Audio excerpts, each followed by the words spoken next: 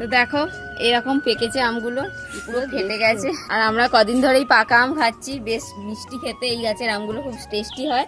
এখনো নিচে কয়েকটা পড়েছে, তো চলো তুলে নিই আর রেসিপি তৈরি করব। মা আমরা সবাই মিলে আম পাড়ছি।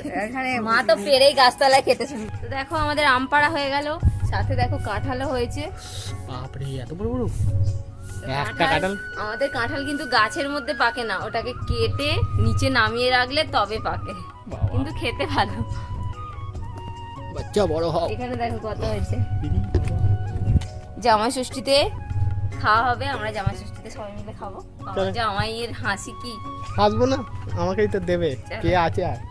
এখানে আম কাটা হচ্ছে আর এরকম এক থালা, বাবা কত আম করেছে তো। সবগুলো কিন্তু খাওয়ার জন্য নয়, কিছু রেসিপি হবে এখন। এখানে আমরা রেসিপি চ্যানেলে দেখতে একটা পাবো। আটি নিয়ে নিয়েছি আমি, আটিগুলো লাগবে না, আটি পেয়েছি। গ্রীষ্মকালে এরকম আম খাওয়ার মজাই থালা আলাদা। ভর্তি করে দিতে হবে, এক থালা আম দিলে আর কি চাই। আর কিছু খাবার দাবার লাগবে না। Heavy heavy. এই তো বললে ভিডিও করবে, আমটা দিয়ে খেয়ে নিচ্ছ। সবগুলো লাগবে না।